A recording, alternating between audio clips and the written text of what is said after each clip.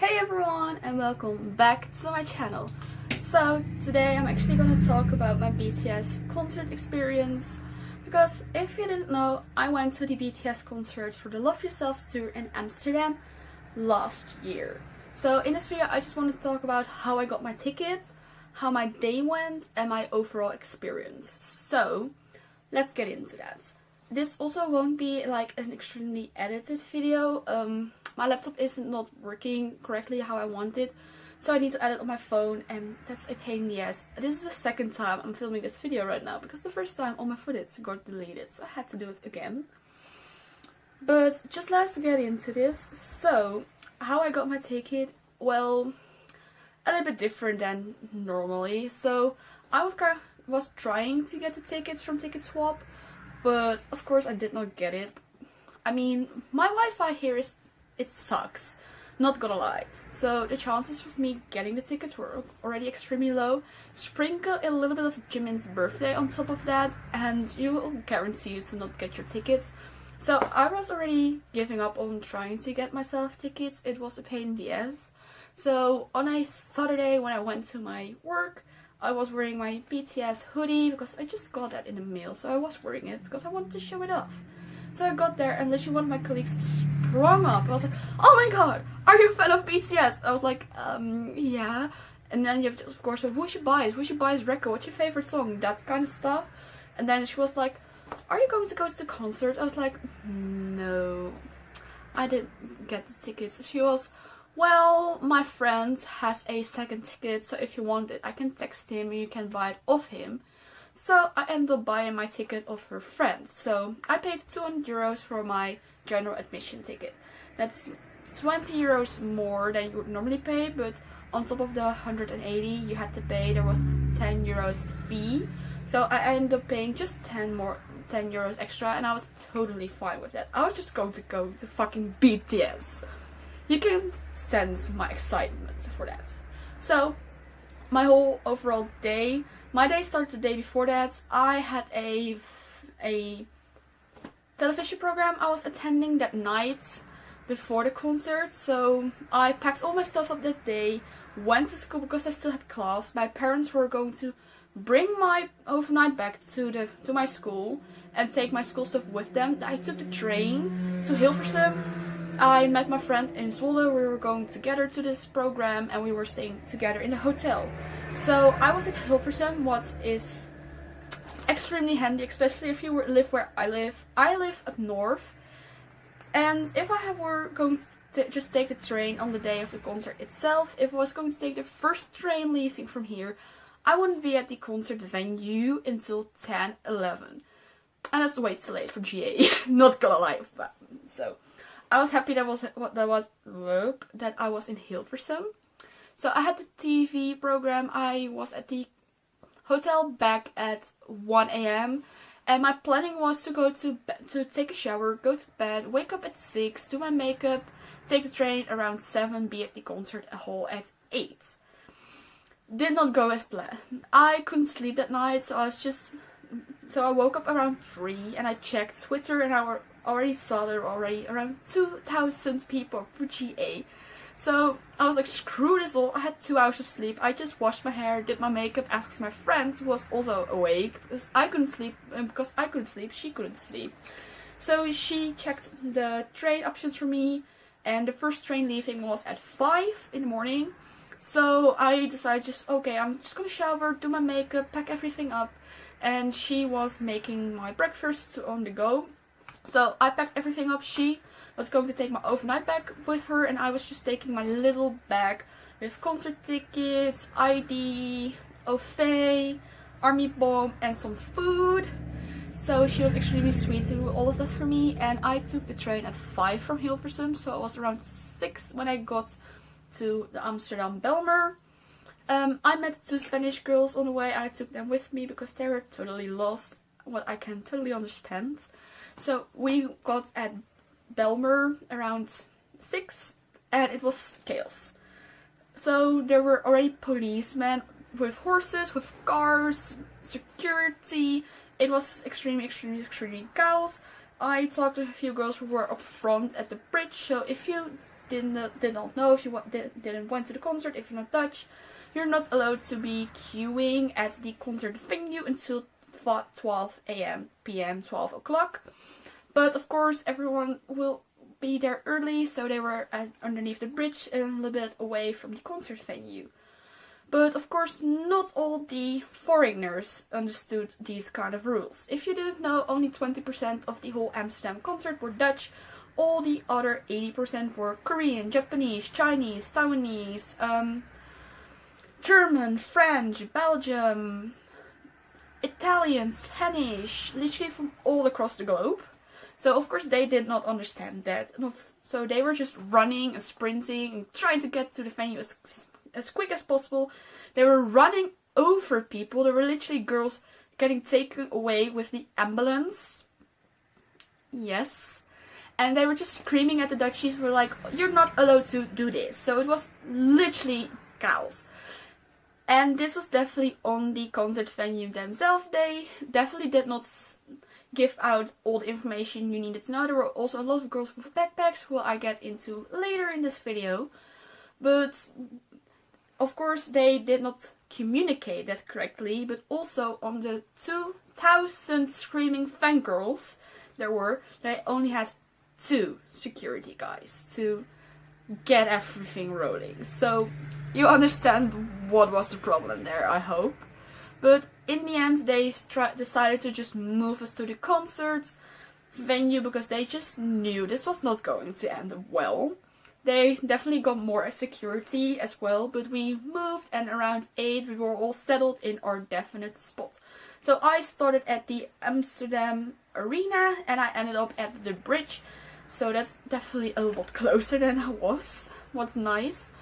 But around that time we were settled and I made some friends. I made friends with some Belgian people, some English, some German, some Spanish, some Dutch. I went to the concert on my own. I did not have any companions with me. The girl and the boy from what bought the ticket were actually not going to arrive at the concert until 1 p.m. So I was on my own and I'm extremely happy I did that because I made amazing friends. So we were settling, we were talking, we got free photo cards, free little knickknackies, which is always nice, and that's definitely something at the K-pop concerts you can expect, the freebies. And I would like to say between 10 and 12 was when we decided to go to the merch. So we split up in 3 groups. One group was going to keep our spot, the second group was going to go to the Army Bomb queue, and the third group was going to get into the merchandise queue. I belong to the merchandise queue, people. So we just made sure like the people who were staying at the spot just gave us the money so we could buy their merch as well. And I ended up staying a whopping 5 fucking hours in that merchandise queue. It was insane, but because not only the people who were going to go to the concert could get their merch, also literally everyone else was able to get their merch. So it was a lot of army. So I actually met some cute, nice people. With one of the girls, Fleur. I'm still friends with her, so that's all nice and Gucci. Also in the merch queue, I got this little pig kit from a Korean fan site. It was for Jimin's birthday, and I still use it until this day. And you also got like free food for people who were just trying to pass out food, so we all got our lovely intakes. And around when I finally was done with the merch, I got photo cards because there was not much left and I just wanted to get photo cards because I'm a sucker for photo cards. We went back, I met up with the boy and the girl who I was supposed to be there with. We sat in the queue, we were a little bit dancing, got on a Dutch YouTube channel because of that. And around 5 the queue started moving because the doors finally opened. And hell broke loose because everyone wants to be front row. So, a lot of pushing, a lot of what the fuck is going on. The security guys up front, it's so funny, they were literally wearing earplugs and headphones because everyone was so loud, everyone was screaming, singing, fan chanting. Big Hit was filming all around. I actually saw the backup dancers and I'm still kind of sad I did not ask pictures, but moving on to that. So, finally getting into that venue. And I actually ended up pretty close to the stage, so I was happy. Then, of course, you're inside. You still need to wait 2 more hours until BTS shows up. Yes. But they were like playing their music videos and everyone was literally screaming, fan chanting, singing along. Insert video.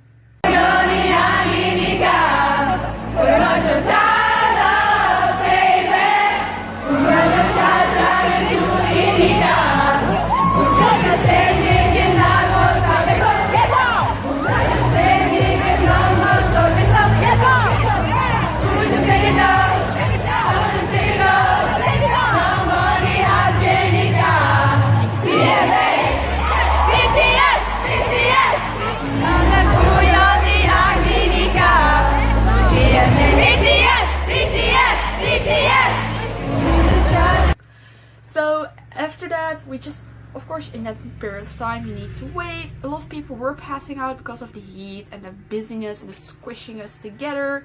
But I feel like that's in every GA, at least in the GAs I went to. I went to One Direction and Niall Horan in GA, and I've always seen people passing out. So make sure to stay hydrated, or just have enough adrenaline, like I had. So after waiting 2 hours, I actually moved up a lot. At this point, it was just literally me and no one else. I did not take in consideration with who I was at this concert. I just wanted to be as close to BTS as possible. I ended up being pretty close to the stage. Insert picture. Not even picture, just insert video of the concerts.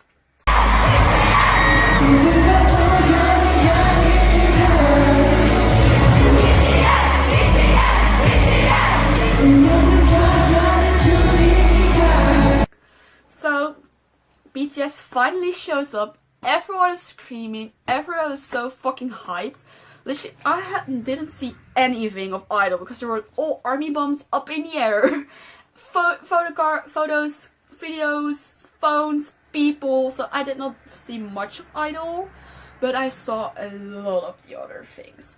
The only two songs I did not really grasp and take in were Seesaw and Tear, because this was around the time a lot of people were like passing out or on the last legs before they were passing out, and me and a few other girls were trying to take care of them, just like getting them out of everything and making sure they could get back in, because this was definitely the problem. No one, even though we were about to pass out, wanted to give up their spots. So we were just trying to navigate that. We were trying to get water to the people. We were just holding them so they will not fall over.